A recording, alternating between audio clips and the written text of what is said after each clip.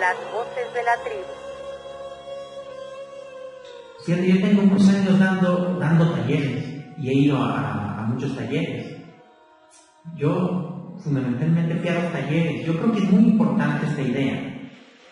En España yo les preguntaba a los autores: ¿y ustedes cómo se hacen poetas? Y ellos me decían: no, pues nosotros solos, en nuestra casa.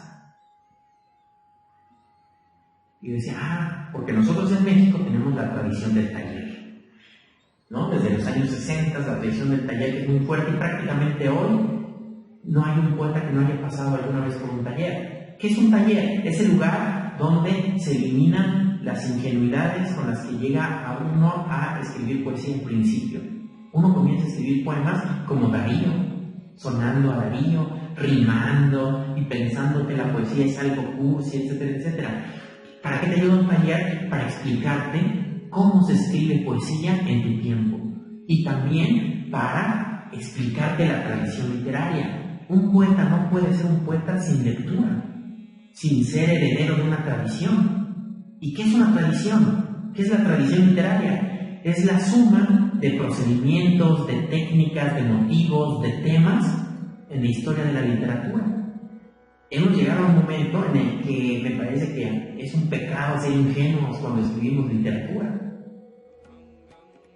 Escribir sin escuchar a los demás, sin leer a los demás, sin tener la generosidad de leer y atender lo que escriben los demás, me parece un pecado hoy y una deficiencia. Por eso yo creo, desde mi formación como tallerista, yo me acuerdo que fui al taller, por ejemplo, de José Vicente Anaya aquí en Puebla hacia el año 2000, en la Fundación para las Letras Mexicanas.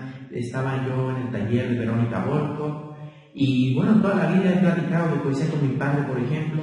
Entonces, desde esos tres lugares a mí me educaron entendiendo que hay que leer y hay que tratar de entender qué se lee. El mejor lugar para aprender poesía es mirando por qué funciona un poema, y eso muchas veces lo haces en los talleres, y en el taller te van a tajar el texto y te van a decir por qué funciona, por qué no, y entonces uno va aprendiendo no solo a escribir, sino la manera en que se lee poesía en una época.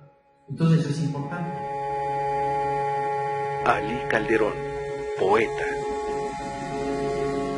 Piedra de sacrificio, que tiene dos partes. La primera es democracia mexicana. Otro cadáver encontrado en una bolsa negra. Cerca de ahí, un cuerpo, el viento, un puente. A 2 cuadras, una cabeza hirsuta, ojos abiertos. Entre otras noticias, 30 ejecutados el fin de semana, tiro de gracia, algunos con marcas de tortura, el rescate fallido de un secuestro, un dedo, un anillo, un hato de periódico. Entre otras noticias, terminaron e iniciaron las campañas. Hay buena voluntad en Washington, la reforma migratoria. Este bimestre se abate en un punto la pobreza, el bienestar, la dicha.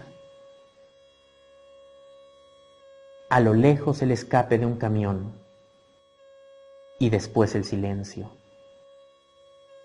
Abren la bolsa negra, el hedor, el moho en la carne, una recién nacida. Las voces de la tribu. Yo creo que es fundamental para la poesía contemporánea dos cosas, partir de dos cosas. Para mí es bien importante partir de dos cosas, de dos momentos más bien, de la poesía de Chopin, sobre todo del imaginismo. ¿Qué hizo Chopin? Volver a la poesía del epigrama, volver a la poética del epigrama. Poemas breves, concretos, directos, precisos. Enseña que el valor fundamental es la precisión, enseña que el valor fundamental es el pensamiento más o menos claro, que el pensamiento guía a la forma y que hay que buscar cierto lirismo. Eso me gusta. Por el otro lado, Guillermo Apollinaire nos enseñó muchas cosas. ¿Qué cosas? Que la libertad formal importa, que el significado no lo es todo en un poema.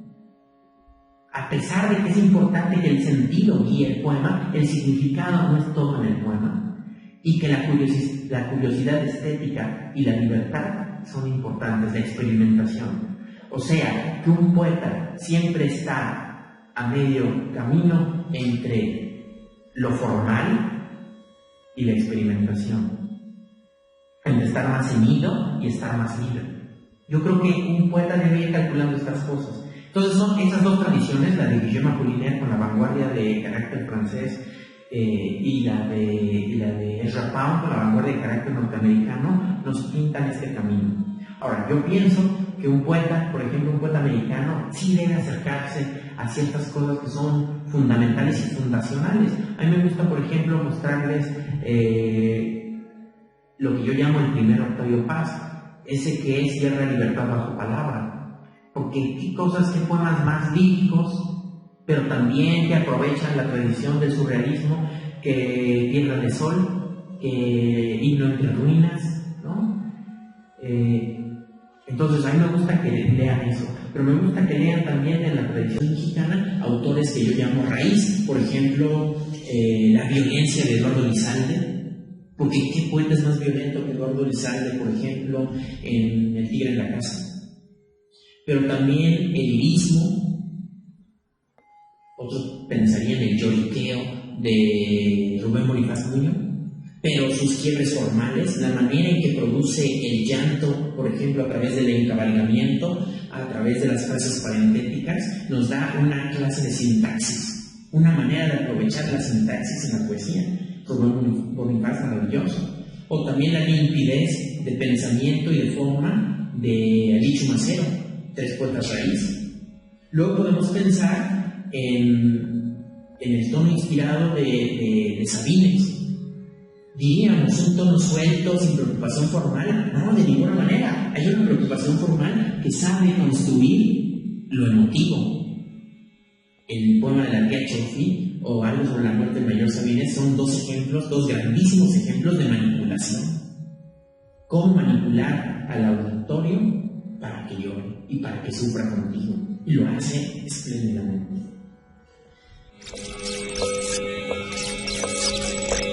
Las Voces de la Tribu es una realización de Néstor Vázquez para Radio Buap.